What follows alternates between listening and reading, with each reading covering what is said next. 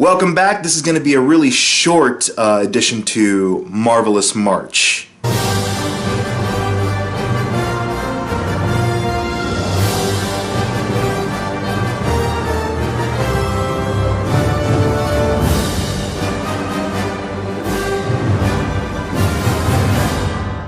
The reason being twofold. One, this is only covering a 20-some minute pilot, so there's not much to really get into with regards to material. Two, yeah, I've been slacking on the Guilty Pleasure Treasure, so I'm going to try to get them all done in this last week of March before we head over into April. Yeah, as you might have guessed from my last treasure video, what we're going to be discussing today is the pilot for what could have been, that is, Pryde of the X-Men.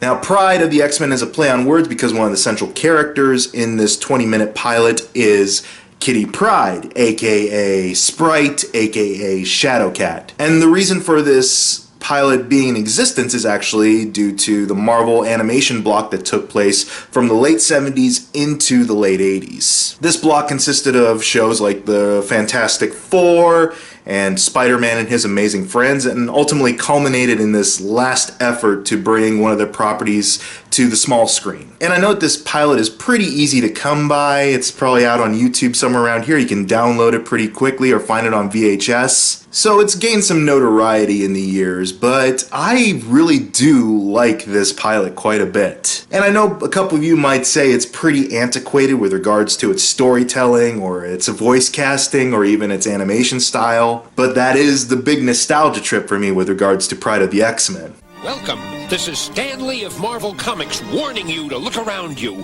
Your classmates, your friends. You never know which one of them may be a mutant. It was released around 1989, around that time when a lot of things were in motion and shifting in regards to animation. You can tell in the quality of some of the animation as it seems like they're going the extra mile and extra effort in bringing the X-Men to life in this particular story as opposed to previous shows such as like He-Man Masters of the Universe or other types of animated series where they clearly cut corners. But I thought the X-Men were... Mutants? Yes. And yeah, the story is pretty tame compared to some of the darker X-Men stories that were taking place in the comics at that time. But in order to make it kind of more palatable for a younger audience, you have to kind of tone down the lessons of bigotry and racism just a little bit. Mutants. I hate them. Take this mutie we're hauling tonight, for example. He's too dangerous to live. His power. He's a mutant, a stinking mutant. He doesn't deserve to live on the same planet as normal, decent human beings. You can still have Magneto saying that mutants need to be the superior race and have Professor X advocating for coexistence and harmony among mutants and humans, but at that time you just couldn't have the Friends of Humanity straight up lynching mutants in the streets. Plus, I just love the fact that they utilized the majority of the X-Team from one of my favorite runs, which was when Chris Claremont first took over the book. So you've got second wave X-Men like Wolverine, Colossus, Nightcrawler, Storm, and yeah, Dazzler's thrown in there for reasons. But you also have Cyclops thrown into the mix, and everything balances pretty well along the lines of what you were expecting from a Claremont run. Welcome her. Wait, she's not joining the X-Men, is she? She's just a kid. And sure, Wolverine has an Australian accent in this pilot. But honestly, that never really bothered me so much when I was younger. And frankly, it did serve as a little bit of some funny foreshadowing with regards to who eventually would play cinematic Wolverine. Don't you remember what it was like when you first discovered you were a mutant?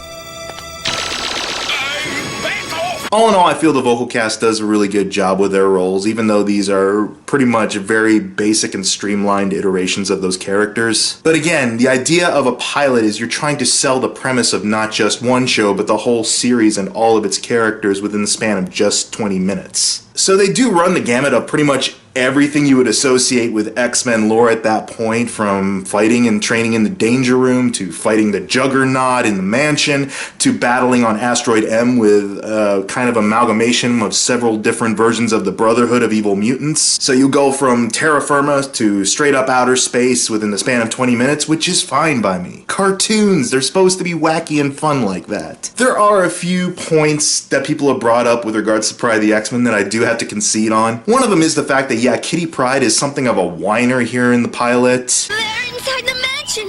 What do we do? The X-Men don't have room for whiny brats! Just who are you calling whiny? I'll show you.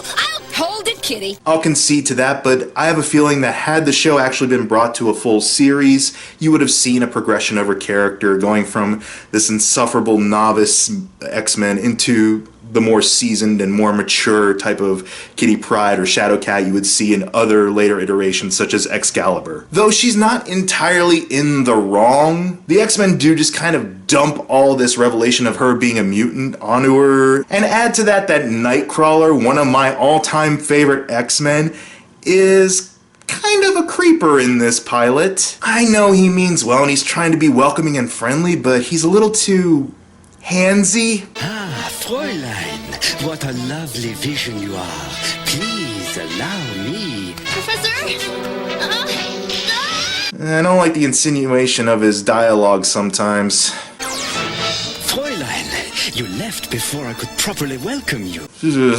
So even though this 20-minute pilot was just kind of a interesting rarity that didn't really go anywhere, it did pave the way for what was to come. A couple years later, you got the fantastic X-Men arcade game, which is pretty much based off of this pilot, and which includes some pretty fun quotes, such as, "Welcome to Die," and "I am Magneto, Master of Magnet." But then in 1992, they gave it another whirl with the X-Men with regards to animation.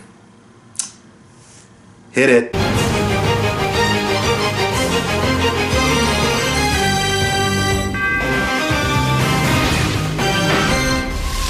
Yeah, that block of Marvel animation from the 70s and 80s went kaput, but it did end up evolving, or let's say mutating, into a series of shows that my generation especially grew very, very fond of. So as corny and as cheesy and as very dated as Pryde of the X-Men can be, it still holds a pretty special place in my heart. To cap off Marvel-ous March, I'm going to take a look at a director's cut. And it's a director's cut of a film that, in some weird way, kind of came full circle in the past couple of years. It's a film that showcased a certain actor taking on a dark, brooding vigilante, and then several years later, back to being a dark, brooding vigilante. In about the same quality of film. See you next time, true believers. It is good, little one. Colossus like rain.